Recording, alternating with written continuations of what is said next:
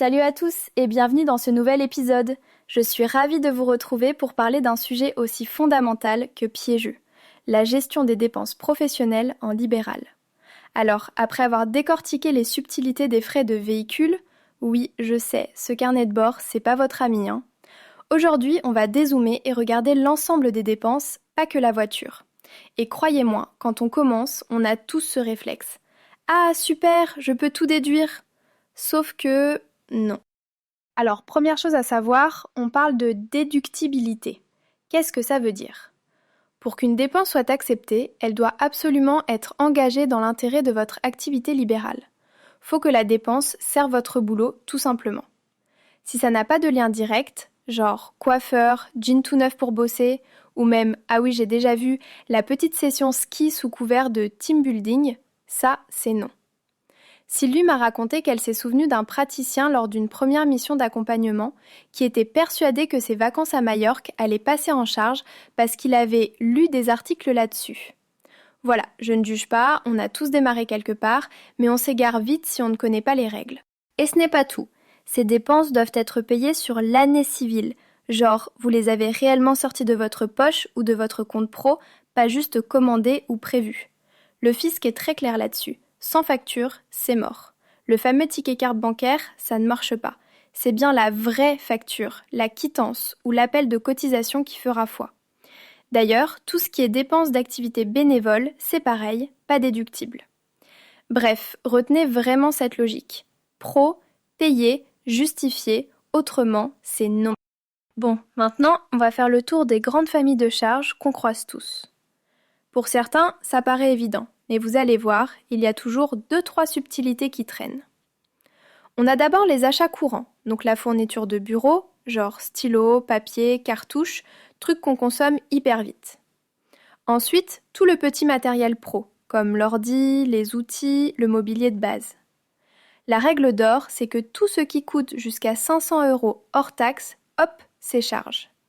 Par contre, au-dessus, ça passe en immobilisation. Vous amortissez ça sur plusieurs années. Là encore, faut pas se louper sur le calcul. Location de matos, loyer de cabinet, ça aussi c'est très courant. S'il y a une part perso, vous déduisez juste la fraction professionnelle, pensez bien à faire ce calcul et à le justifier en cas de contrôle.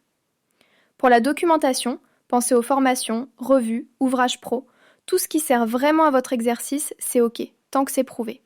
Pareil pour l'assurance pro, le ménage du local, le PTT. Alors non, pas le tennis, on parle de poste, téléphone, télécom, donc abonnement, timbre, etc. Et bien sûr, on retrouve nos charges sociales, les cotisations obligatoires, la retraite, la prévoyance facultative. D'ailleurs, petit point sur la TVA. Pour ceux qui la paient, c'est la TVA sur les achats pro qui compte, pas sur les achats de croissants du matin.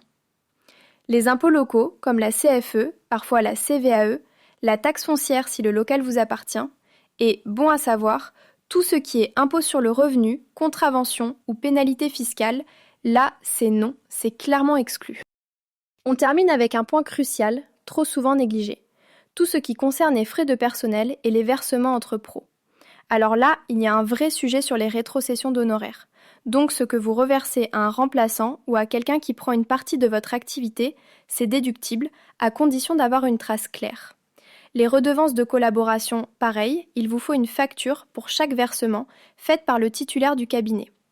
Et tout ce qui est honoraire non rétrocédé, genre payer un avocat, marqué au bon endroit dans la compta, surtout pas laisser ça traîner.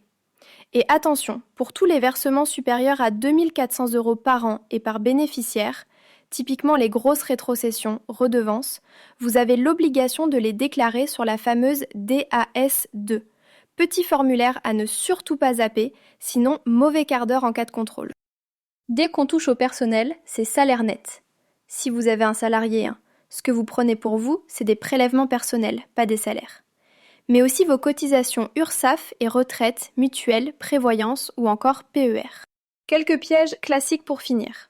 N'oubliez pas le détail correct sur les factures de redevance, la gestion propre du compte bancaire pro et toutes les petites charges du quotidien, plateforme de rendez-vous, blouse, commission sur carte bancaire.